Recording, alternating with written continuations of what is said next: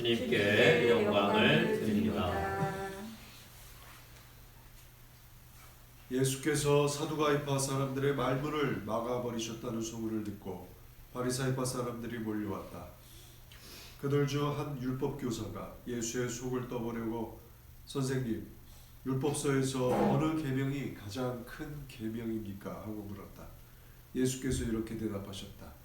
네 마음을 다하고 목숨을 다하고 뜻을 다하여 주님이신 너희 하느님을 사랑하여라. 이것이 가장 크고 첫째가는 계명이고 네 이웃을 네 몸같이 사랑하여라 한 둘째 계명도 이에 못지않게 중요하다. 이 두 계명이 모든 율법과 예언서의 골자이다. 예수께서 바리사이파 사람들이 모여 있는 것을 보시고 너희는 그리스도를 어떻게 생각하느냐? 그는 누구의 자손이겠느냐? 하고 물으셨다. 그들이 다윗의 자손입니다. 하고 대답하자 예수께서 다시 물으셨다.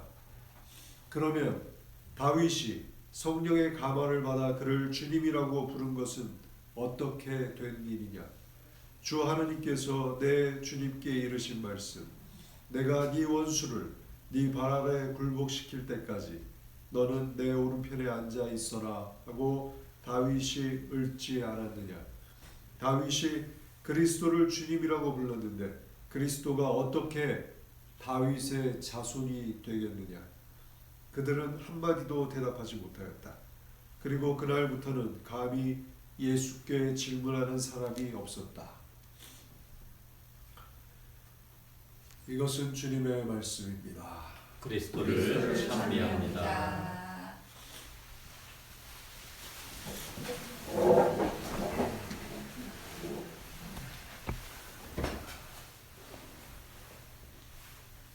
성부와 성자와 성령의 이름으로 말씀을 드립니다. 신앙인은 저마다 자신의 삶을 지탱해 주는 주님의 말씀을 지니고 살아갑니다. 여러분은 어떠한 말씀을 지니고 살아가고 있습니까? 한번 이렇게 난 어떤 말씀을 붙들고 살고 있지 한번 생각해 보시기 바랍니다. 저의 경우를 좀 말씀을 좀 드려보자 합니다. 10대에 제게 머물렀던 말씀은 마테오복음 11장 28절입니다. 제가 이렇게 우리 화주교회 들어오다 보면 맞은편에 순복음교회가 있잖아요. 순복음교회 벽면에 크게 이렇게 쓰여져 있는 말씀이죠. 고생하며 무거운 짐을 지고 허덕이는 사람은 다 나에게로 오너라. 내가 편히 쉬게 하리라. 당시 이 말씀은 10대인 저에게 굉장히 큰 위로가 되었고 또 그 말씀을 붙들면서 어려웠던 상황을 이겨냈던 기억이 있습니다. 또 20대에는 어떤 말씀을 붙들고 살았는가 이렇게 돌이켜보니까 이사야서 43장 1절의 말씀, 두려워 말라. 내가 너를 지명하여 불렀으니 너는 내 사람이다. 이사야서 이 말씀이 20대 저를 이렇게 지켜줬던 말씀이었던 걸로 기억을 합니다. 사실 10대 때는 성경을 잘 몰랐죠. 20대 이제 신학교에 들어가서 공부를 하면서 예언서를 알게 됐죠. 예언서 수많은 예언자들이 있잖아요. 그 중에 이제 이사야서를 읽으면서 책 풀 시간에 이렇게 듣는데 이렇게 목사님이 설교를 하시는데 이 말씀을 가지고 설교했어요. 두려워하지 마라. 내가 너를 지명하여 불렀으니 너는 내 사람이다. 참 그 말씀이 왜 이렇게 저에게 막 뼛속 깊이 다가오는지 20대 새로운 사회를 열망했던 그 시기에 이 말씀은 내가 왜 존재하는지 그 존재의 근거가 되는 말씀이었습니다. 또 30대에는 또 이런 말씀을 가지고 씨름했던 기억이 납니다. 마태복음 4장 19절의 말씀입니다. 나를 따라오너라. 내가 너희를 사람 낚는 어부로 만들겠다. 이 말씀. 수많은 말씀이 있는데 30대는 왜 이 말씀이 막 저한테 꽂혀가지고 예수님께서 제자를 부르시면서 하신 말씀이죠. 갈릴레아 호수 이렇게 예수님이 가시다가 보니까 베드로와 안드레아가 그물을 막 던지고 있어요. 지나가면서 그들 향해서 나를 따라오너라. 내가 너희를 물고기 잡는 어부가 아니라 사람 잡는다 표현 사람을 낚는 어부가 되겠다. 이러니까 이제 어떻게 합니까? 베드로하고 안드레아가 다 내려놓고 따라가죠. 30대 왜 그 말씀이 나는 뭘 내려놨지? 막 이러면서 씨름했던 기억이 납니다. 40대 제 마음에 주로 남았던 말씀은 이렇게 돌이켜보니까 두 가지 말씀이 저한테 굉장히 저의 삶에 이정표가 됐던 것 같아요. 하는 말씀은 갈라디아서 5장 22절, 23절의 말씀입니다. 여러분 다 잘 아시는 성령의 열매와 관련된 말씀이죠. 성령께서 맺어주시는 열매는 사랑, 기쁨, 평화, 인내, 친절, 선행, 진실, 온유, 그리고 절제입니다. 이것을 금하는 법은 없습니다. 한평생 크리스천으로 살면서 또 성령님을 강조하면서 나의 삶의 태도가 이런 열매로 드러나지 못하면 이 또한 얼마나 부끄러운 일인가 하면서 나의 삶의 태도에서 이런 성령의 9가지 열매가 드러내기를 간절히 바라는 마음으로 40대를 살아왔던 기억이 납니다. 또한 필립비 3장 7절부터 9절까지 말씀도 역시 40대 제가 붙들고 씨름했던 말씀입니다. 그러나 나는 나에게 유익했던 이런 것들을 나는 그리스도를 위해서 장애물로 여겼습니다.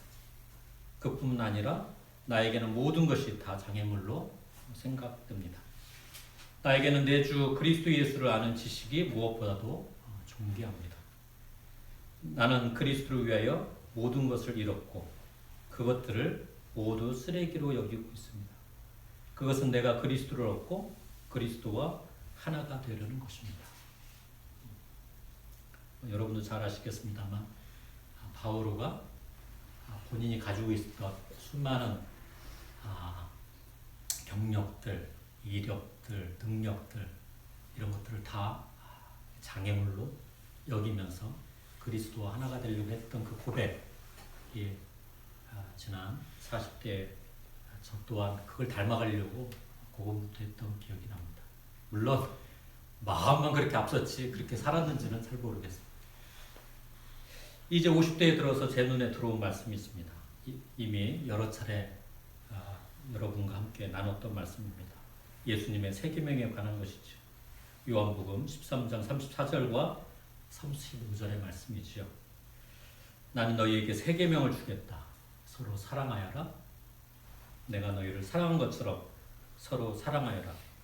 너희가 서로 사랑하면 세상 사람들이 그것을 보고 너희가 내 제자라는 것을 알게 될 것이다. 저희 가정사 안에서든 또 이 민족을 위해서 기도할 때 우리에게 필요한 힘이 과연 무엇일까? 이런 질문을 던지게 되잖아요. 참, 내가 왜 이렇게 살았을까?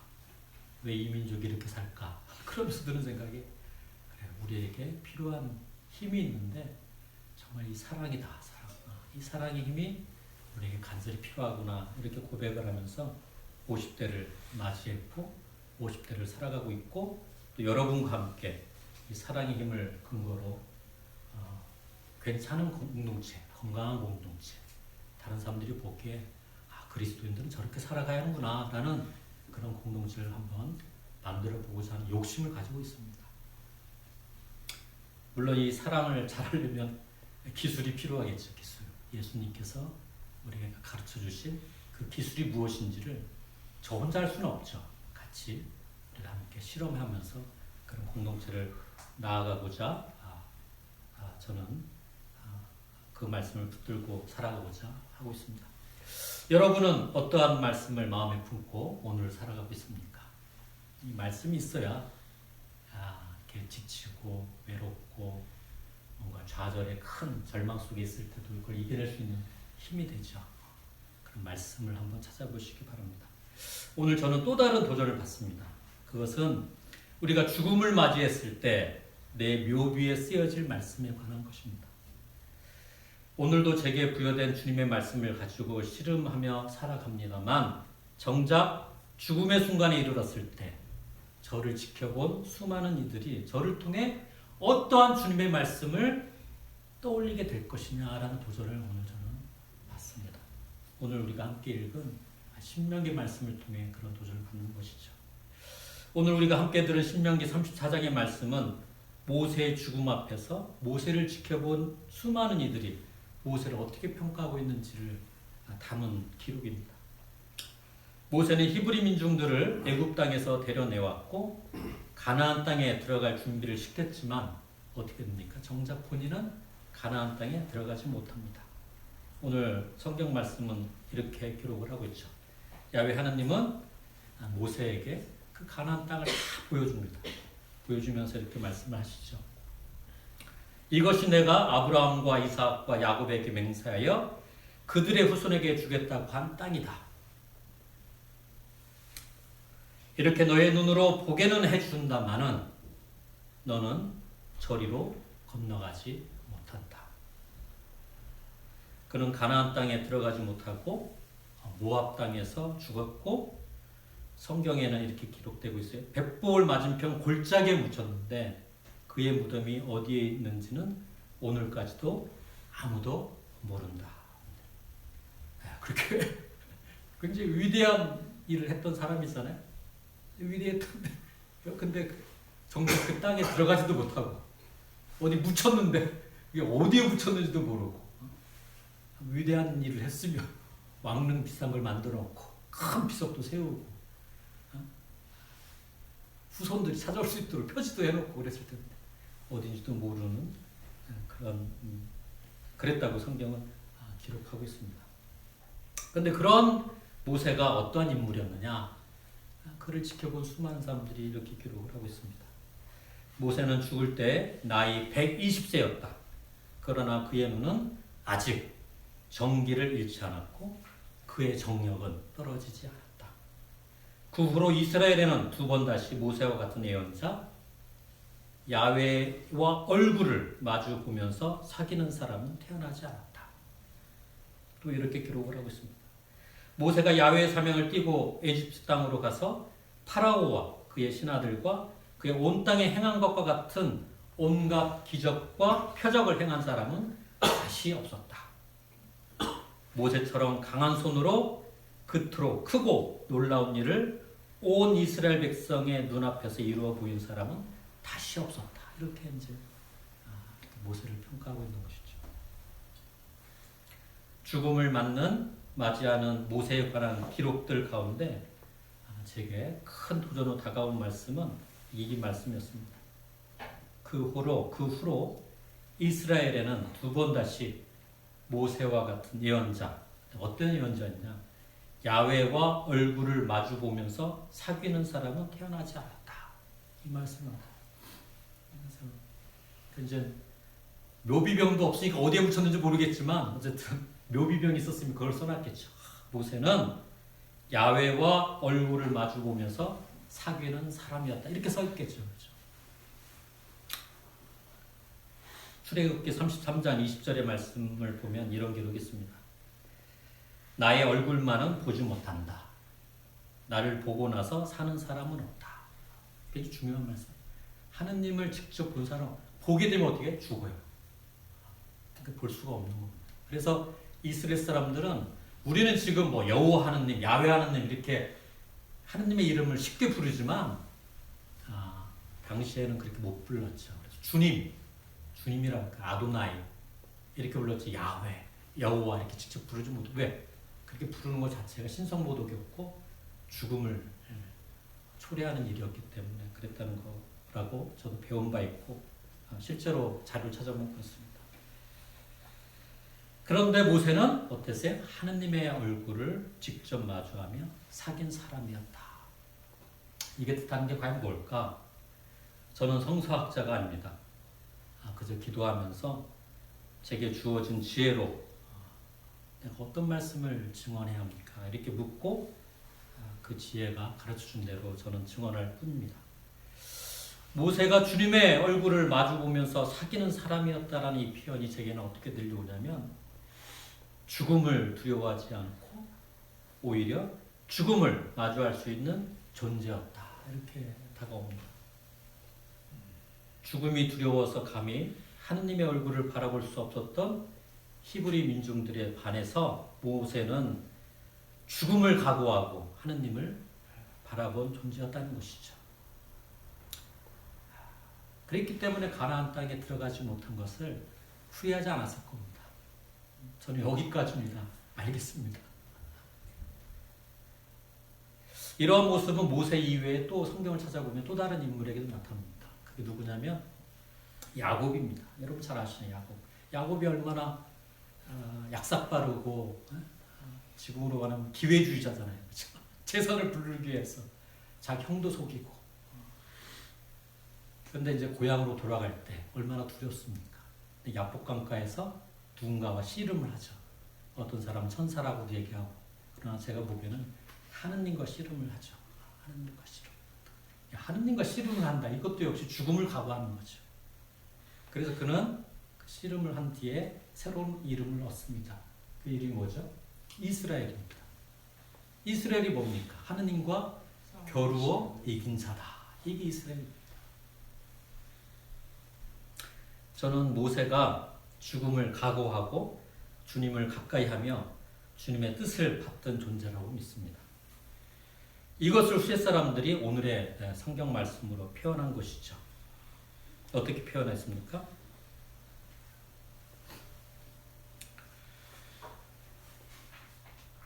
그 후로 이스라엘에는 두 번 다시 모세와 같은 예언자 야훼와 얼굴을 마주 보면서 사귀는 사람은 태어나지 않았다. 이렇게 표현했던 것이죠. 이러한 말씀이 오늘 제게 또 다른 도전이 되는 이유는 오늘의 신앙인들이 죽음을 각오하고 하느님을 만나려 하지 않는 데 있습니다. 오늘의 신앙인들은 안타깝게도 죽음을 무척 두려워하는 존재가 된 것 같습니다. 죽음보다는 어떻게 해요? 좀 더 살려고 하는 욕망에 이끌려 살아가는 존재가 되었죠. 그래서 하느님을 믿는 것도 뭡니까? 내가 죽겠습니다 이게 아니라 저 좀 더 잘 살고 싶어요. 더 오래 살고 싶어요. 더 풍요롭게 살고 싶어요.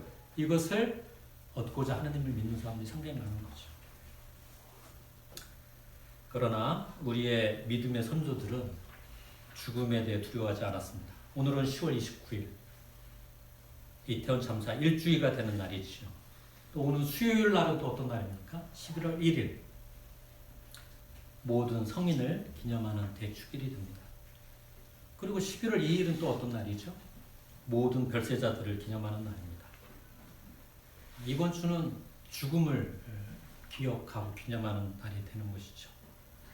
10월 31일 모든 성인의 날 대축일 바로 전날이 어떤 날이에요? 그날이 할로윈이죠. 이게 또한 죽음을 기억하는 날이었던 것입니다. 우리 그리스도교의 전통은 죽음을 외면하는 종교가 아닙니다. 죽음을 직면하고 직시하는 종교이죠. 그래서 죽은 자와 산 자의 상통을 믿는 신앙을 갖고 있는 것이 우리 그리스도입니다. 하느님을 마주하고 그분의 뜻을 쫓아 기꺼이 죽음에 이른 존재를 가리켜 우리는 어떻게 말을 하죠? 성인이라고 얘기합니다. 성인. 성인이 신이 아니에요. 우리가 똑같은 인간입니다. 그죠? 그런 존재들을 기억하고 기념하는 한 주가 되기를 소망합니다. 죽음을 기억하고 마주할 수 있는 마음가짐, 태도가 있을 때 우리는 비로소 진실을 보게 될 것이고 다시 죽지 않을 수 있는 길을 보게 될 거라는 믿음입니다.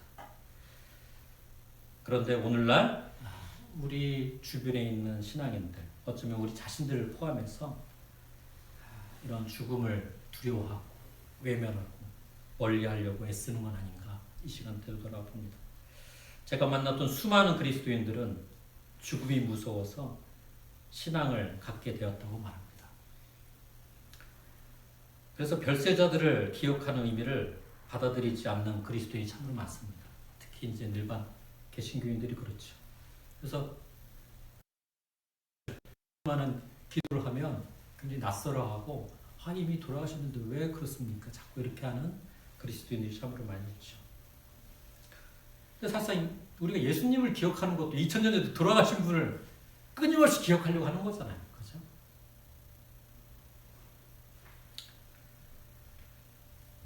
이 땅에 살다 죽은 존재들, 특별히 억울하게 죽은 존재들에 대한 기억은 우리 많은 신앙인들이 굉장히 냉정하게 평가를 합니다.